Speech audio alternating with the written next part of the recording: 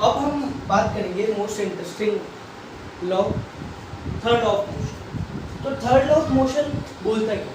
Third law of motion बोलता है every action have equal and opposite reaction.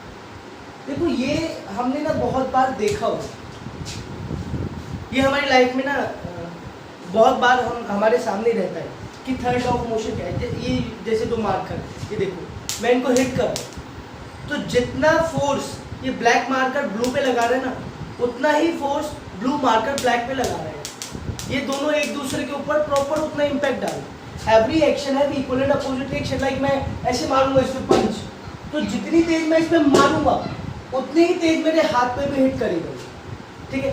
तो जितना फोर्स, ये है आपका एक्शन, ठीक है, उतना ही अपोजिट क्या होगा, रिएक्शन। लाइक मैं एग्जांपल लेता हूं, हमने बैलेंस फोर्स करा था कि कोई ऑब्जेक्ट, कोई बॉक्स है, उस पर हम फोर्स अप्लाई कर रहे हैं, कितना 5 न्यूटन, ठीक है, और इतना ही फोर्स ये बॉक्स भी अप्लाई करेगा 5 न्यूटन। तो क्या ये बॉक्स खिसकेगा? नहीं खिसकेगा। क्यों? क्योंकि बैलेंस फोर्स है। लेकिन जैसे मैं 5 से इसको 6 न्यूटन कर दूंगा तो ये ऑब्जेक्ट का डायरेक्शन चेंज हो जाएगा, ठीक है। कब तक था ये? जब तक दोनों बैलेंस थे। जैसे ही दोनों अनबैलेंस हुए, मतलब ऑपोजिट फोर्स जैसे ही कम होगा वैसे इंपैक्ट ज्यादा नजर आएगा। लेकिन इनका जो नेट फोर्स होगा, नेट फोर्स वो कितना होगा? 6 न्यूटन माइनस 5 न्यूटन, मतलब 1 न्यूटन। 1 न्यूटन फोर्स होता है, ठीक है। तो हमें क्या पता लगा? एवरी एक्शन है इक्वल एंड अपोजिट रिएक्शन। जैसे आपने देखा होगा कभी कभी क्रिकेटर, बैट्समैन जब बैटिंग कर रहे होते हैं तो उनका बैट टूट जाता है।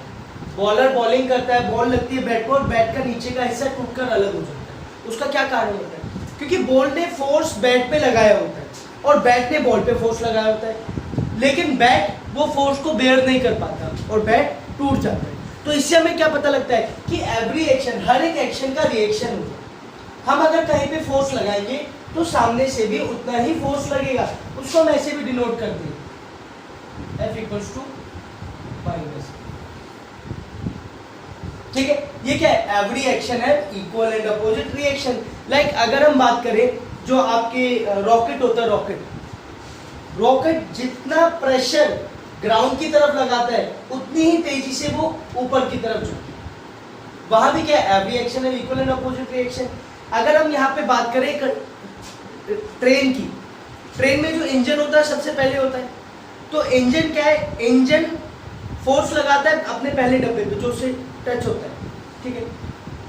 वो पहला डब्बा अपना फोर्स लगाएगा अपने पीछे वाले डब्बे पे, तो उससे क्या होगा? पीछे वाला डब्बा भी तो आगे पे फोर्स लगाएगा, क्योंकि हर एक एक्शन का क्या होगा? Reaction, according to third law of motion, कि हर एक एक्शन का क्या होगा? रिएक्शन।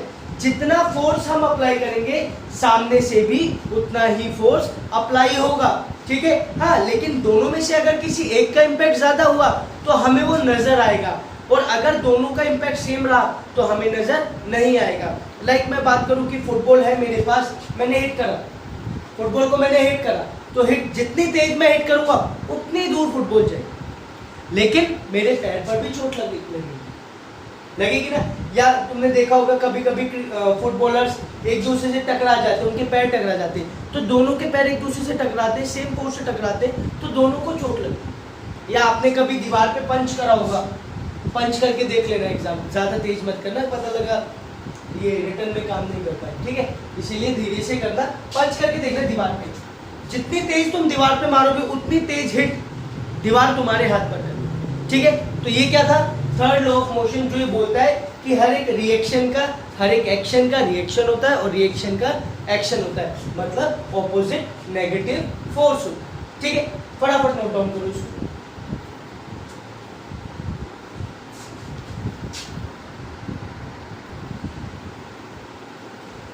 देखो यहाँ पे हम बात करेंगे थर्ड लॉ के एप्लीकेशंस के बारे में। जैसे आपने देखा होगा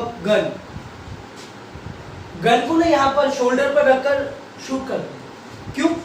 क्योंकि जितना फोर्स गन बुलेट के ऊपर लगाता है, लाइक इस टाइप की मेरी ड्राइंग काफ़ी अच्छी नहीं है तो इसीलिए बस थोड़ा समझ जाना।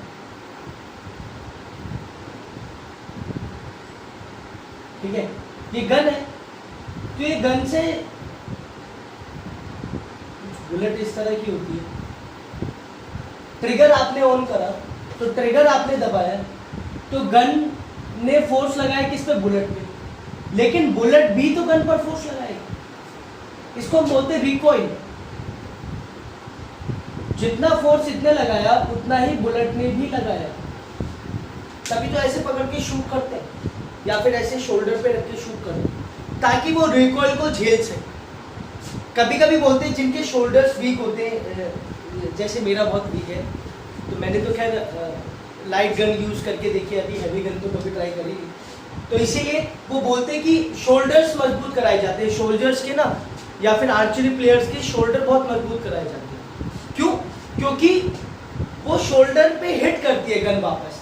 अगर आपके शोल्डर वीक है ना तो आप वो फोर्स बेयर नहीं कर पाओगे, वो रिकॉइल फोर्स बेयर नहीं कर पाओगे। तो इससे हमें क्या पता लगा कि थर्ड लॉ ऑफ मोशन बोलता है कि अगर हम कहीं भी फोर्स लगा रहे हैं तो उसका बैकवर्ड फोर्स भी हमें आए।